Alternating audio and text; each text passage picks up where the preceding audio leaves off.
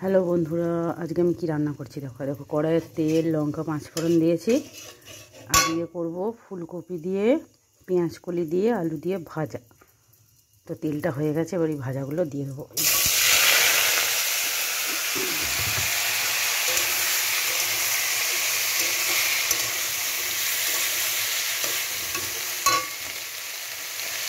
এইগুলো তো আগে থেকে নুন মাখিয়ে রেখে দিয়েছিলাম, পেঁয়াজ কলি, তারপরে ফুলকপি, আলু। আর এগুলো চন্দ্রমুখী আলু, সেগুলো নরম হয়ে যাবে নুন মাখানো ছিল। তোমরাও নুন মাখিয়ে রেখে দেবে, নুন মাখিয়ে রেখে দেবে, তাড়াতাড়ি ভাজা হয়ে যাবে।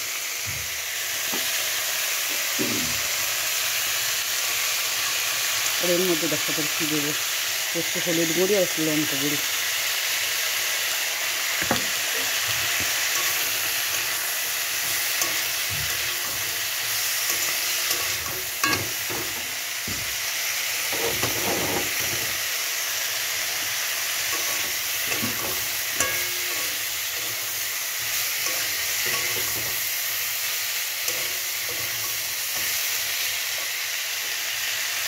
এর মধ্যে আর একটা জিনিস দেবো, সেটা হলো পেঁয়াজের কুচি।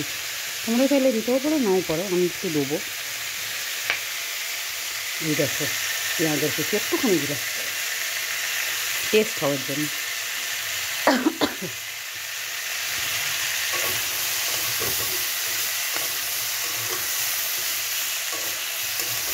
এবার এটাকে ভাজবো। তো কারা কারা তোমরা এরকম ভাজি খেতে ভালোবাসো আমার প্লিজ জানিও। আমার তো খুব ভালো লাগে এটি ভাত খেতে।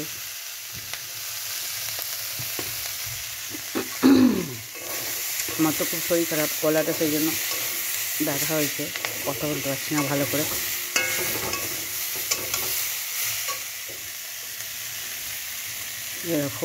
এটা চাপা দেবো না। দেখো কি সুন্দর রঙটা হয়েছে।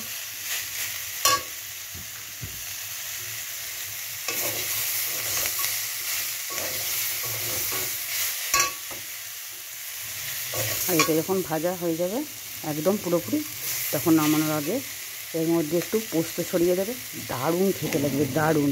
আর যদি কারো সাদা তিল থাকে বাড়িতে, সাদা তিলও ছড়াতে পারো। আর যদি সাদা তিলের পোস্ত একসাথে ছড়াতে পারো, তাহলে তো আরও সুন্দর খেতে হয়ে যাবে। তোমরা এরকম করে খেয়ে দেখো, আমিও ছড়াবো। এরকম আমার অনেকটা লাল লাল হয়ে গেছে দেখো ভাজাটা। আর শীতকালের দিনে এরকম ভাজা খেতে কত সুন্দর লাগে। হ্যাঁ, আর একটা জিনিস তোমাদের বলা হয়নি, এর মধ্যে আমি সামান্য একটু চিনি দিয়েছিলাম, সামান্য একটুখানি, কারণ টেস্টটা যাতে ব্যালেন্স হয়ে যায়। যারা চিনি খাও না তারা স্কিপ করে যাবে, কিন্তু আমি একটুখানি দিলাম কেন, এটা ব্যালেন্স হওয়ার জন্য।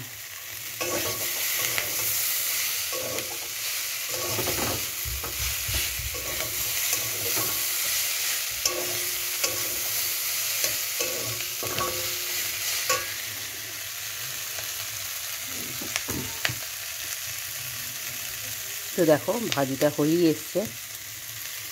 কারা কারা এরকম ভাজি বাড়িতে করো, কারা কারা খেতে পছন্দ করো, আমাকে প্লিজ তোমরা কমেন্ট করে জানাবে। হ্যাঁ, জানি এই রান্নাটা এমন কিছু শক্ত রান্না নয়, সোজা রান্না, তবুও করলাম, তো তোমাদের সাথে শেয়ার করলাম। যদি ভালো লাগে রান্নাটা তো প্লিজ লাইক করো, কমেন্ট করো, শেয়ার করো। আমাকে অবশ্যই জানিও কেমন হয়েছে রান্নাটা।